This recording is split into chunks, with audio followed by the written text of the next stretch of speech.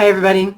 The question I am answering today in this video is, why does my elderly mother overreact all the time? Does your elderly mom overreact to things that you don't think are a big deal? It can be very common for one person to respond to an event and not make a big deal about it, while another may just explode. Caregivers who become burned out, angry, and resentful can be overreactors when there is one problem after the next and the next and the next, and the caregiver doesn't feel confident or able to solve all of these problems. So overreacting is really a two-way street in caregiving. So regardless of whether you are the caregiver or the care receiver, in this video I'll talk about what is overreacting, how do you realize that you are overreacting, and what can you do about it.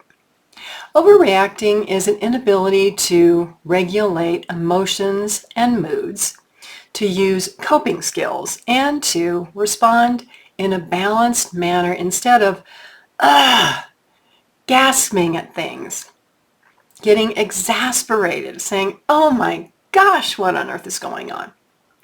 Signs of overreacting might be feeling easily frustrated, irritable, constantly anxious, being defensive, or constantly waiting and expecting the next bad thing to happen.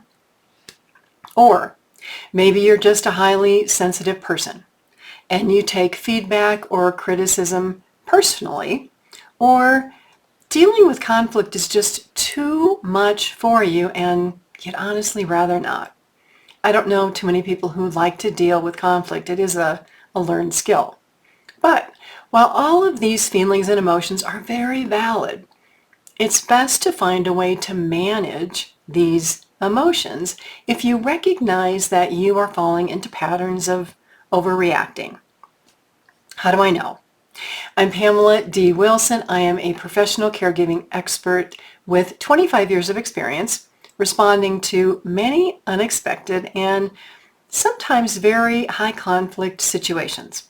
I help adults and their caregivers work through the health, financial, and legal aspects of caregiving, including navigating family relationships that can be very problematic. I also serve as an expert witness.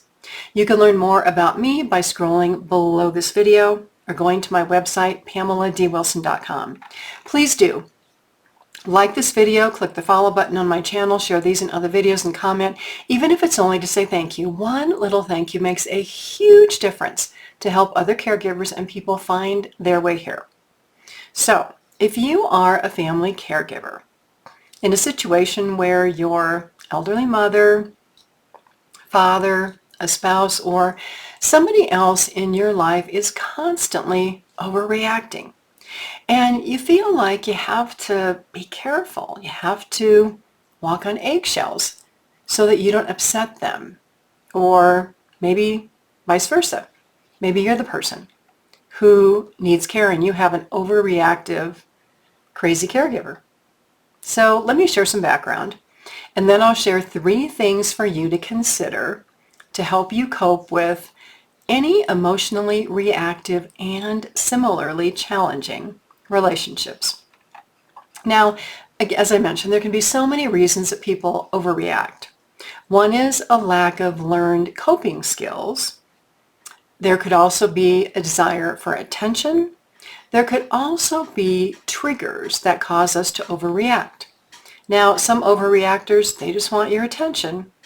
Overreacting can be a way to get attention. It's like, oh my gosh, mom's overreacting. Dad's having a fit. My spouse is doing this. Well, as you know, all of this overreacting can really backfire if other people continually come to the rescue and they realize this issue is manageable. It's not a big deal. And then all of a sudden, they start ignoring the person who is the reactor. For a family caregiver who maybe works in a high-pressure, demanding daily job, maybe you solve one problem after the next and the next and the next. And because of this, you have learned to use practical coping skills. Well, this can raise the threshold, right, for what you consider to be a big deal. Small things, maybe they don't even upset you. Big things, maybe they don't even upset you. Maybe it takes something really catastrophic for you to overreact. While another caregiver or an elderly person who may not be dealing with stressful situations every day in their life, or they have not learned good coping skills, they may react to everything. And so for reactors and people who have relationships with reactors, how can you learn to manage reactions to people and events that may trigger you to react? So a personal example. When I had my fiduciary agency and my caregiving agency, my staff would come to me with all of these problems, or they would tell me about a mistake they made. Now, that was actually our job. We solved people's problems. So this was part of life. Things went wrong every day. Unexpected situations happened every day. So one of my jobs was to teach my staff coping skills and how to respond calmly to crazy things. And so when people would come to me, I did my best not to react, but to observe and to listen.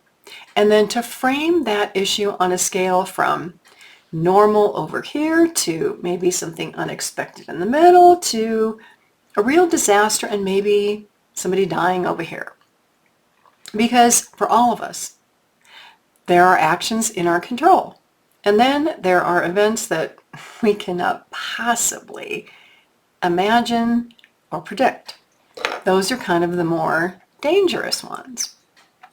And being a caregiver, or the person who needs care, can really be like an unpredictable nightmare of one thing after another that seems to never end. Maybe you or your elderly mother or father or your spouse, you're constantly worrying about, oh my gosh, what on earth is going to happen next? And so, as a result, you stop planning because you're waiting for that thing to happen so that you can react, and you don't make any plans. And so you're not doing what you want, anything of what you want. And you're actually not enjoying your life. My recommendation is to make your plans, live your life, and decide which situations you will allow to change your plans, because you have plans to deal with the unexpected. Emotional rants, angry expressions, outbursts. Honestly, that can just create a lot of tension in any relationship, especially in a caregiving relationship. You as the caregiver, your antennas may be up. You may be on like high alert, waiting for the smallest thing to go wrong so that you can solve it. The person who needs care may be frustrated, and they may not even notice how their mannerisms or their facial expressions or their tone of voice responds when they're in reactive mode. All of these mannerisms, tone of voice, serve as this warning signal to that caregiver who's thinking, something's not right, mom or dad's upset, they're overreacting. And so being in this relationship with a person who overreacts, who's upset, who goes off the deep end, at the smallest things can be really frustrating. So the number one tip is to realize that this reaction, any reaction, might be the result of a series of previous issues or problems or reactions that this person experienced that they couldn't solve. And so this thing is like, oh my gosh, it's another thing that's going to be a problem that I don't know how to solve. And I just want to scream. Or that reaction may be a response to a trigger, a visual trigger, a verbal trigger, something that somebody said or did. And so this relating this current problem to a past problem can make that current problem 10 times, 20 times bigger than it really is. So when you think about anything that frustrates or sets you off, ask yourself, why am I upset about this? What is going on? And am I upset because I don't feel that I have a solution to this problem? Or nobody's listening to me? Or I don't know what to do? And I'm just frustrated because I never seem to get any help with this. If you can put yourself in that place of the reactor, then you might have a little bit of insight into why another person could feel this way and gain a greater sense of empathy and compassion in understanding that this person lacks coping skills. They lack problem-solving skills around this issue or other issues. And they just need a little bit of grace. Now, if this keeps happening, we'll talk about that in a minute, that's a different story. But in many cases, this overreacting can result to something else that a person hasn't been able to solve. And that's what leads to this explosion, this larger than life reaction. Now, for you, it's important to realize that other people own their reactions. You might hear them throwing stuff or sighing or moaning or doing whatever. Your goal is just observe. Don't react to it. Don't let it throw you. Don't let it upset you. It's them trying to cope with their problem. Other people's reactions are not as much about you or anything that you did or anything that you said, unless, of course, you caused the reaction. They're more about the other person's history and their ability to cope and manage their emotions and solve problems.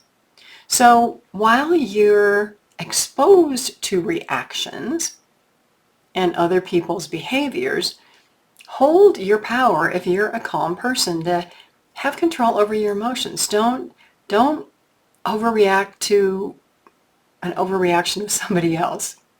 Choose not to let this overreactor destroy your calm nature and your peace of mind. Don't get pulled into that reaction. Don't let that reaction be a trigger for you to react. Because in a lot of situations, unless you're having in-depth conversations, it's really impossible for you to understand why another person overreacts. You witness the overreaction, which probably doesn't make you feel good, and maybe even makes you want to spend less time with this person. People in the position of responding to an overreactor who stay in that relationship should have conversations about the overreaction just to learn what's going on. Did the person tell you that they're just so upset and they really don't have coping skills? They're trying to learn, but they're just not there yet. So that means that you got to just let it go and not join in the overreaction.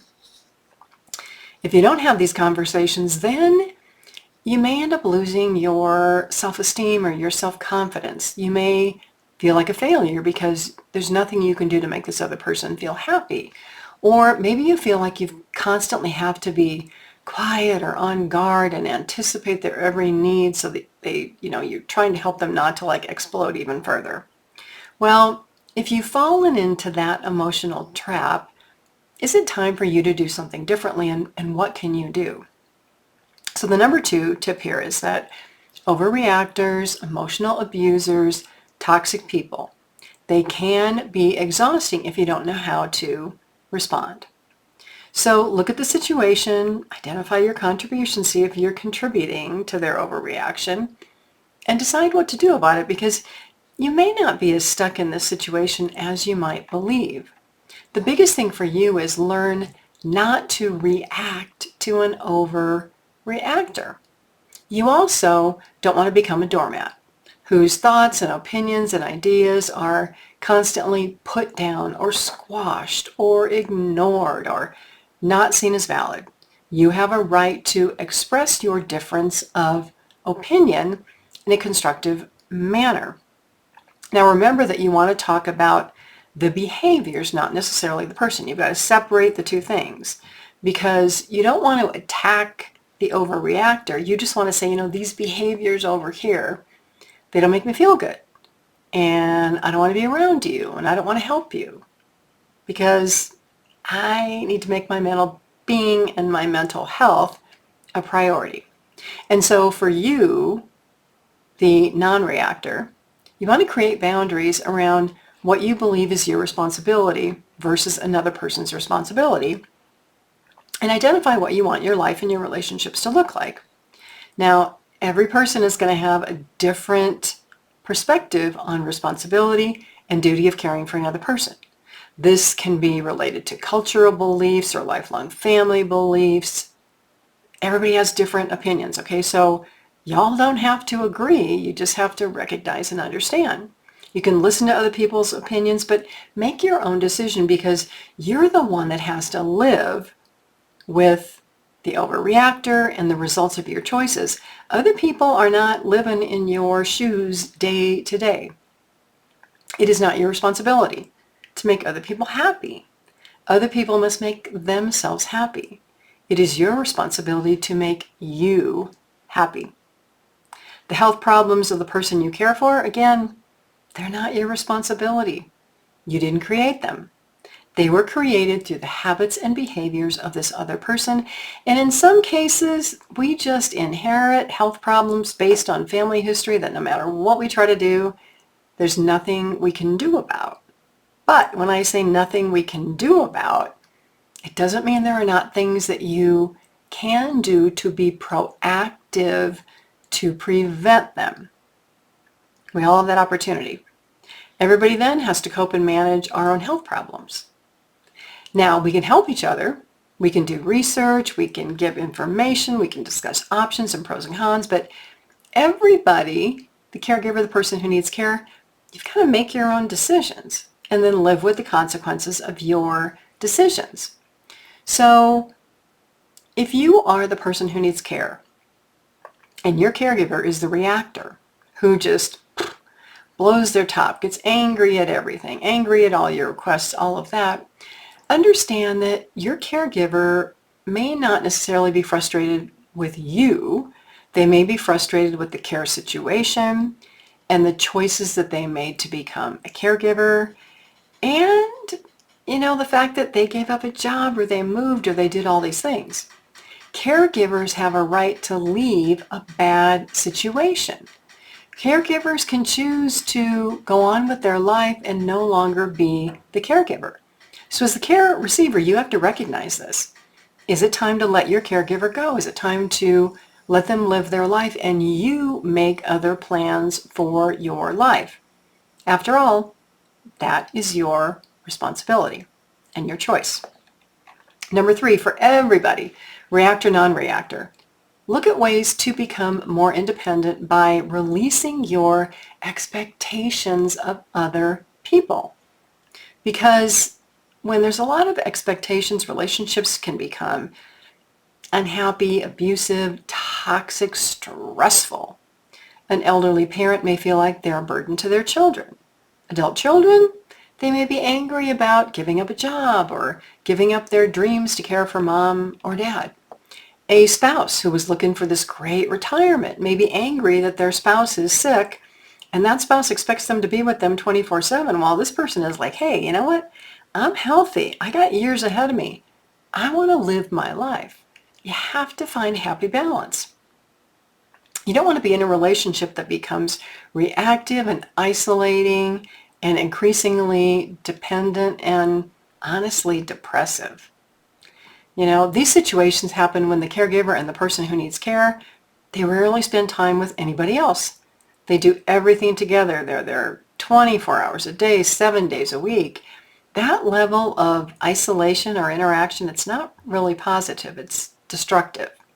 Everybody needs outside friends, outside activities, interests, hopes, dreams, to take them away from caregiving and health problems that can really be mentally and emotionally and physically draining, even if it's only for a day a week or a few hours a week, having something to look forward to. can be a joy. So regardless of which side you are on, caregiver or care receiver, reactor or the person who responds to the reactor, investigate and do the work to learn why it is you react. What are you upset about? Can you manage this? How do you manage your emotions? And how can you become more independent and build coping skills? As you do this, you'll find that you're less reactive to unexpected events. You'll gain the confidence to say, I got this, I can manage this, I've been through it before, I know what to do. And in that process, you may actually start to let go of your expectations of other people. Expectations that somebody else is going to solve your problem, that they're going to show up and rescue you. If you're the person who needs care, don't expect your caregiver to always be your caregiver. Let them go and live their life. Take responsibility for your life. If you're the caregiver, don't expect your elderly parents to do things the way that you want them done or to agree with all of your decisions. They don't have to. Get out of the expectation rut because expectations can lead to unhealthy relationships. Start resetting expectations that you've created for yourself and for other people. Because when you stop expecting things from other people and you start being grateful for every teeny weeny small thing in your life. You woke up today, the sun shined, it was a beautiful sunset. You had a good breakfast. You have a great job. You may grow this new appreciation for your life. And you may look back and realize that, wow, I was way too dependent on this person to help me and to make decisions for me. And because I was too independent, that led to me being really unhappy and really overreactive. So whether you realize it or not, you do have the power to be and to do whatever you want if you're willing to be open-minded and make changes and if you believe that you can. So if an elderly parent or somebody in your life has this pattern of overreacting, what can you do? You can say, well, hey, I understand you're upset. I might feel the same way if I was in your shoes. I can listen, I can empathize, but this is really an emotion that you need to figure out so that you can learn to cope with the way you feel and work on a solution that doesn't include complaining or yelling or venting at me, because all of that makes me not want to be around you. And I love you, and I'd rather be around you and have a positive relationship. If you're the caregiver and you are the overreactor, or if you're the overreactor in any manner, acknowledge your feelings and upset. Look at your behaviors. Do you sigh? Do you groan? Do you throw things around the house? Do you throw a little tantrum? Look at what you do that might be off-putting to another person and decide to change that pattern by learning coping skills to manage your emotions and find solutions so that you can respond more positively to problems with a thoughtful plan to address them. You've got this. You can find the solution. You can create the solution. I thank you all so much for being here. I'm Pamela D Wilson. I'm a caregiving expert and advocate and expert witness. You can learn more about me by going over to my website, PamelaDWilson.com. Also below this video, there are plenty of links to my website, ways to schedule one-on-one consultations with me, my podcast, my 3 online courses, my caregiver library, my book. I thank you all so much for being here. I will see you all again soon in another video.